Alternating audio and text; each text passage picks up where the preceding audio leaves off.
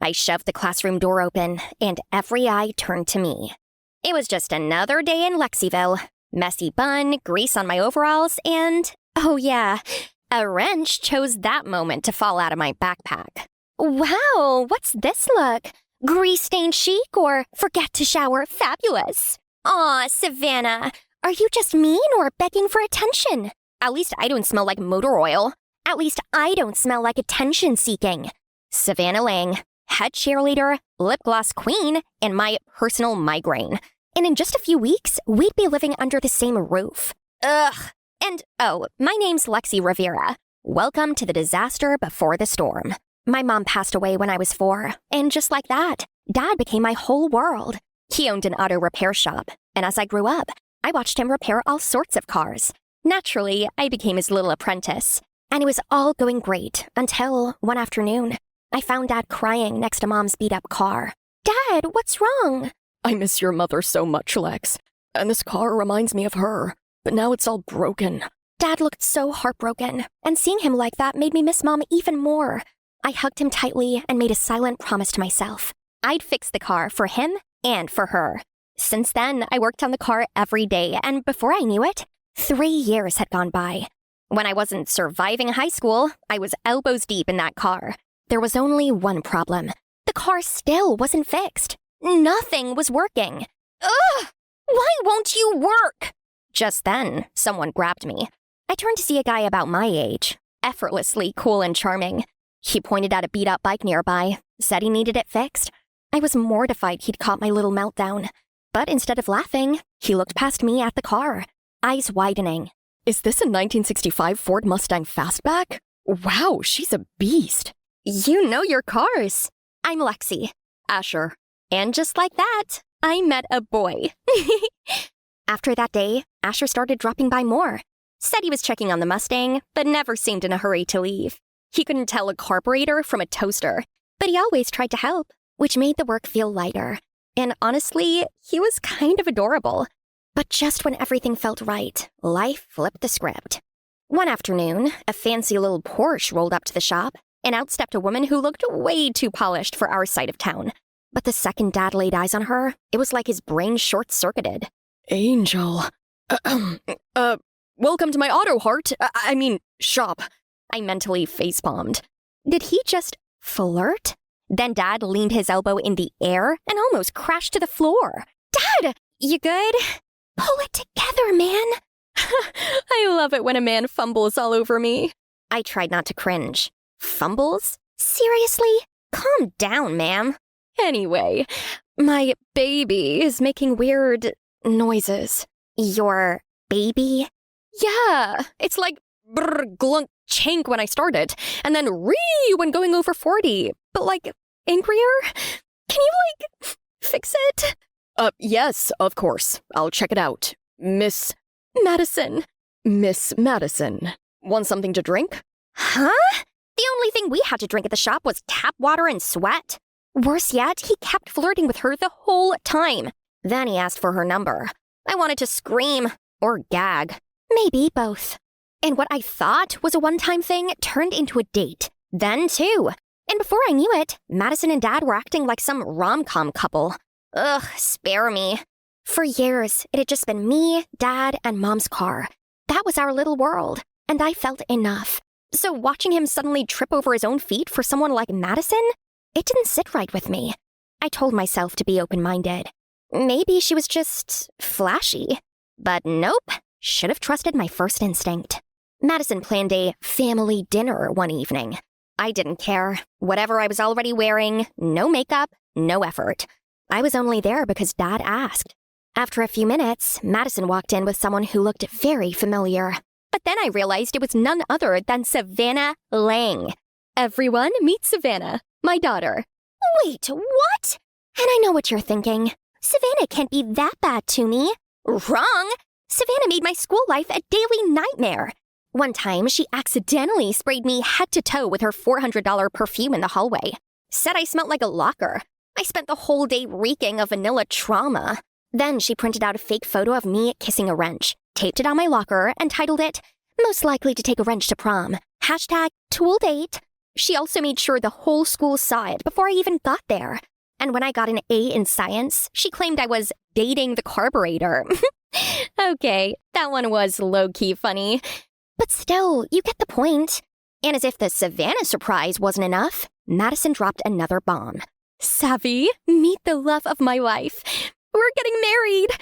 What? Did she just say married? They'd been seeing each other for, 2 weeks? Then everything hit me at once. If Dad married Madison, that would make Savannah my stepsister? I felt my stomach instantly drop. Aw, congrats, you guys. Don't we just love that darling sister? Darling sister? I could vomit. And while they played happy family, I sat there seconds from combusting. To a happy life and a happy family. You've got to be kidding me. Lexi? Is there a problem? Teeth clenched. I shot up, knocked over a chair, and snapped. You proposed to her without telling me? But she makes me happy, dear. You have me, the shop, Mom's car. Isn't that enough? Of course it is. But I need Madison too. And now you get a sister. I don't want a sister.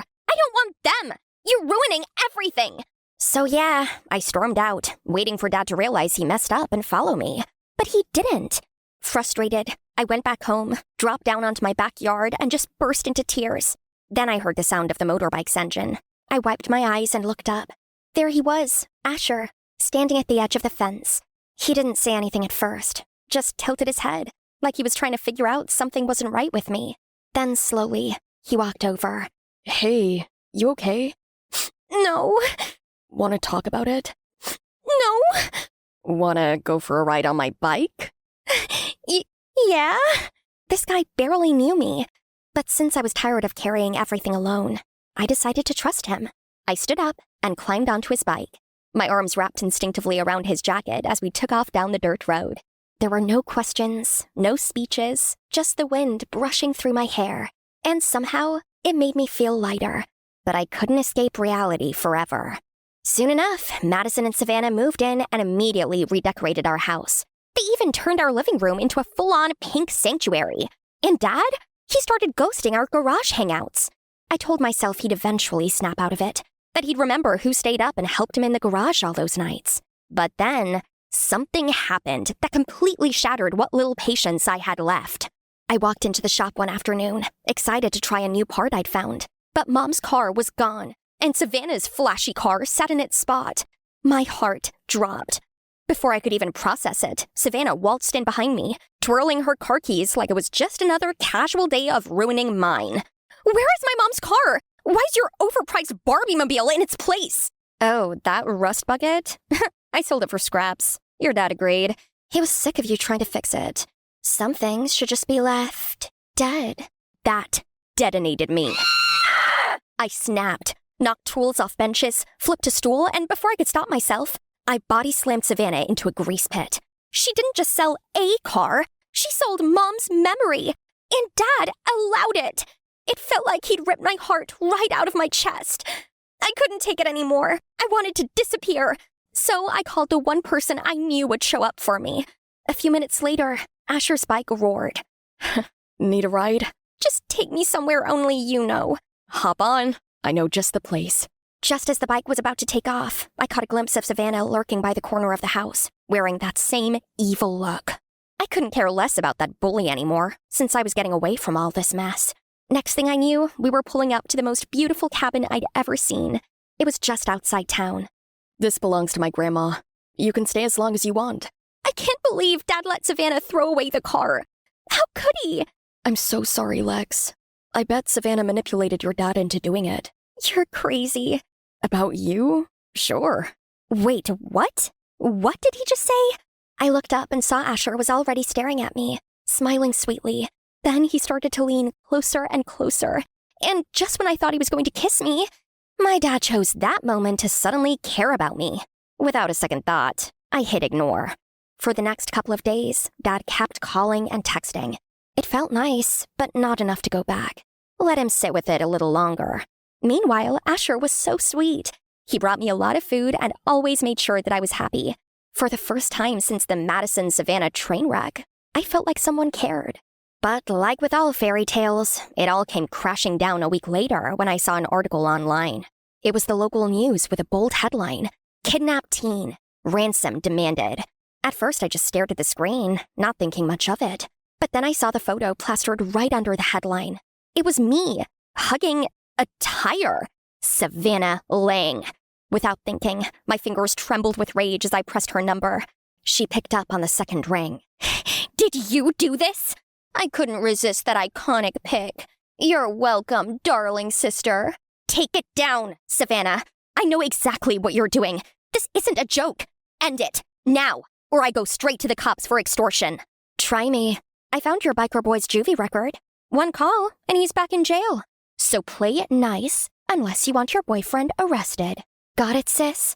I froze. My heart thumped so loudly I could barely think. She knew about Asher's past, and now she had leverage on both of us. I didn't want to believe it, but I had to know the truth. I walked over to Asher, who was chilling on the bench outside, trying to keep my voice steady, even though my insides were spiraling. "Savannah told me about your juvie record. Is it true?" Yeah, it's true. I got into some stuff when I was younger. It's kind of stupid. My brain just froze. Why didn't you tell me this before? Because I didn't want that to be the first thing you saw in me. I'm not that kid anymore, Alex. I've been trying to move on. You know me now, not who I was then. Before I could react, a news clip popped up on my phone. In a desperate plea aired just moments ago, the father of missing teenager, Lexi Rivera, breaks his silence. Please, let her go. She's all I've got. I'll sell my shop to get the money. Please. Dad, looking like he hadn't slept in days. That broke me. What was I supposed to do now? I can't do this to you, but I can't keep hurting my dad either. You don't have to be worried about me. Whatever Savannah's got on me, she can use it. I'll go back to juvie if I have to. I just want you to be okay. You'd risk that? For me?